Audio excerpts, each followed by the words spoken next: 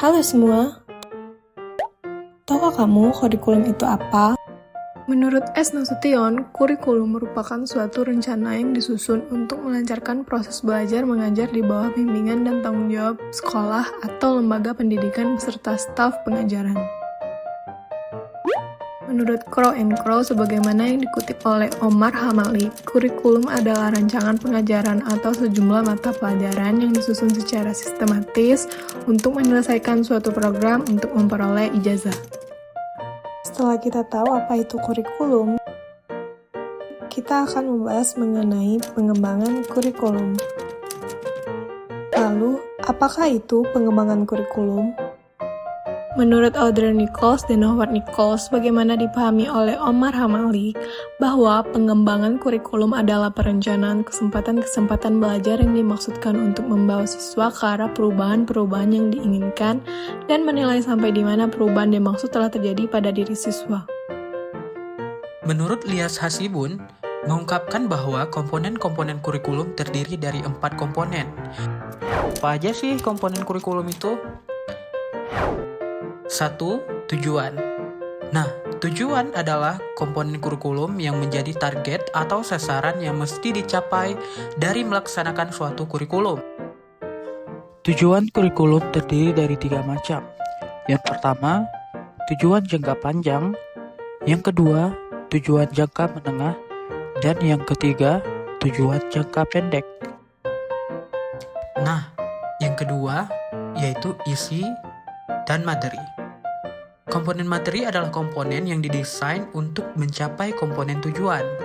Yang dimaksud adalah komponen materi adalah bahan-bahan kajian yang terdiri dari ilmu pengetahuan, nilai, pengalaman, dan keterampilan yang dikembangkan ke dalam proses pembelajaran guna mencapai komponen tujuan. Nah, materi pembelajaran disusun secara logis dan sistematis dalam bentuk teori, konsep, generalisasi, prinsip, prosedur, fakta, istilah, contoh, definisi, dan preposisi. Selanjutnya yang ketiga, metode.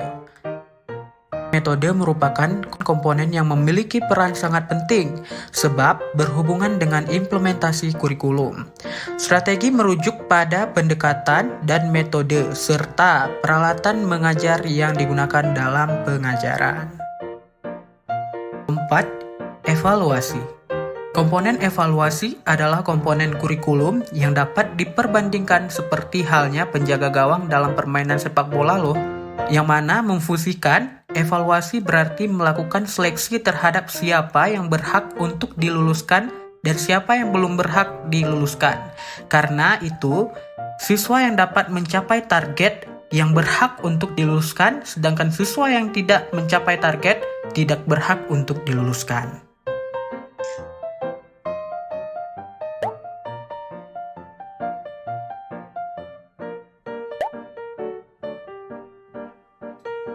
Kedudukan kurikulum dalam sistem pendidikan adalah 1. Kurikulum mempunyai kedudukan sentral dalam seluruh proses pendidikan.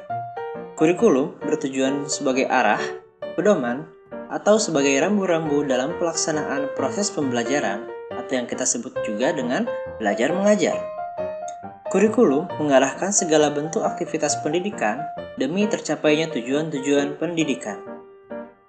Kedua, kurikulum merupakan suatu rencana pendidikan, memberikan pedoman dan pegangan tentang jenis, lingkup, dan urutan isi, serta proses pendidikan.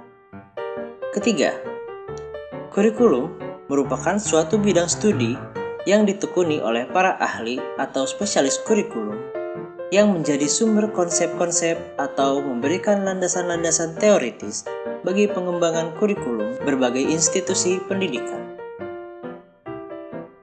Dalam Undang-Undang tentang Sistem Pendidikan Nasional, Bab 9 tentang kurikulum, pada pasal 36-38 dikemukakan bahwa pada pasal 36 ayat 1, pengembangan kurikulum dilakukan dengan mengacu pada standar nasional pendidikan untuk mewujudkan tujuan pendidikan nasional. Pasal 36 ayat 2, kurikulum pada semua jenjang dan jenis pendidikan dikembangkan dengan prinsip diversifikasi sesuai dengan satuan pendidikan, potensi daerah, dan peserta didik. Pada pasal 38 berbunyi, pelaksanaan kegiatan pendidikan dalam satuan pendidikan didasarkan atas kurikulum yang berlaku secara nasional dan kurikulum yang disesuaikan dengan keadaan, serta kebutuhan lingkungan dan ciri khas satuan pendidikan yang bersangkutan. Kerangka dasar dan struktur kurikulum pendidikan dasar dan menengah ditetapkan oleh pemerintah. Kerangka dasar dan struktur kurikulum pendidikan tinggi dikembangkan oleh perguruan tinggi yang bersangkutan dengan mengacu pada standar nasional pendidikan untuk setiap program studi.